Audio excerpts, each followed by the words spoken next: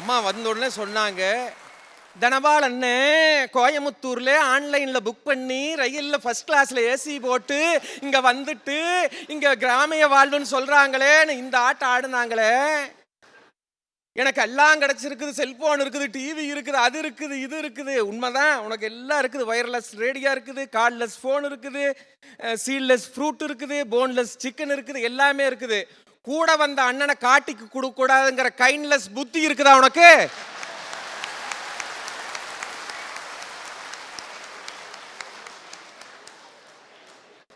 இதுதான் இல்லங்கிற நாங்க. எங்க கிச்சன்ல எல்லாமே இருக்கு, ஓவன் இருக்கு, எலக்ட்ரிக் ஸ்டவ் இருக்கு, நான்ஸ்டிக் தவா இருக்கு, எல்லாம் இருக்குது. நான்ஸ்டிக் தவா எப்படிமான்னு கேட்டேன். அதுல கல்லுல ஒட்டவே ஒட்டாது, அப்புறம் மாவு ஒட்டவே ஒட்டாது, அப்புறம் எடுத்து போட்டா தட்டுல ஒட்டவே ஒட்டாது, அப்புறம் பிச்சு போட்டா வாயில ஒட்டவே ஒட்டாது, அப்புறம் சாப்பிட்டா வயிற்றுல ஒட்டவே ஒட்டாது.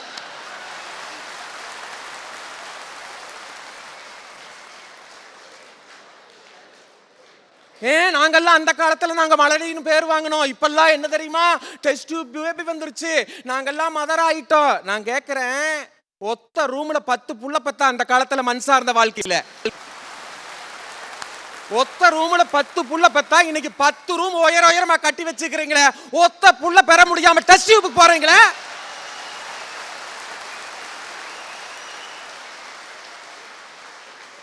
தனபால் பட்டிமன்றத்தை வேற ரூட்டுக்குள்ளயா கொண்டு போய்கிட்டு இருக்க சார். அன்னைக்கு நீச்ச தண்ணி குடிச்சோம், சாப்பாடை ஊற வச்சு மறுநாள் காலையில குடிச்சோம். மனுஷனுக்கு பித்தம் இல்ல, வாதம் இல்ல. இன்னைக்கு பாட்டில்ல அடைச்சு வச்ச கூல் ட்ரிங்க்ஸ் குடிக்கிறோம், பக்கவாதம். பாதி பேத்துக்கு இன்னைக்கு ஆஸ்பத்திரியில கிடக்குறான்னு சொன்னா உங்க மின்சார வாழ்க்கை இல்லையா சார்? பாசம் எங்க போச்சுங்க உங்க மின்சார வாழ்க்கையில? நான் கேட்கிறேன், பாசம் இருக்கா? ஆர்ப்பரிக்கிற வாழ்வு இருக்குது, அர்ப்பணிக்கிற வாழ்வு இருக்குதா? நான் கேட்கிறேன், நான் மனசாட்சியோடு கேட்கிறேன். அந்த படத்தை பாருங்க, எங்க அன்னைக்கு போட்டிருக்கிறாங்க, உடம்பு முழுவதும் சேரை பூசிக்கொண்டிருக்கிறான் விவசாயி. உங்களுக்கு பார்ப்பதற்கு அருவருப்பாக இருக்கும், அவன் உடம்பிலே சேறு பூசி இருக்கிறது என்று. ஆனால் அவன் உள்ளத்திலே என்ன தெரியுமா இருக்குது?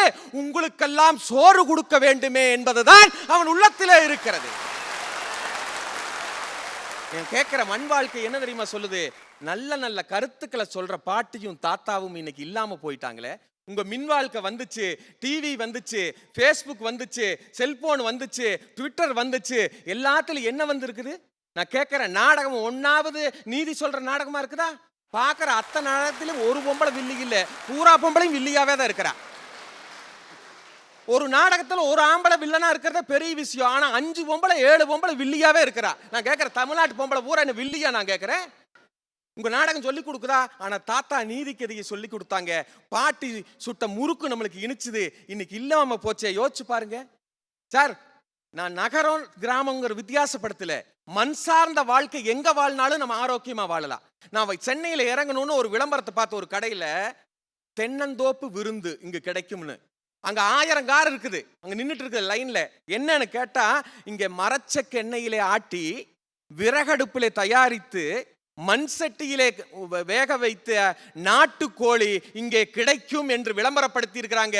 அங்க இந்த சென்னை மாநகரில் இருக்கக்கூடிய அத்தனை காரும் அங்க நிக்குதுன்னு சொன்னா, மண் சார்ந்த வாழ்க்கைக்கு தானே எல்லாரும் ஆசைப்படுறாங்க. ஆரோக்கியமான வாழ்வு கிடைக்குதுங்களா? நான் கேட்கிறேன்.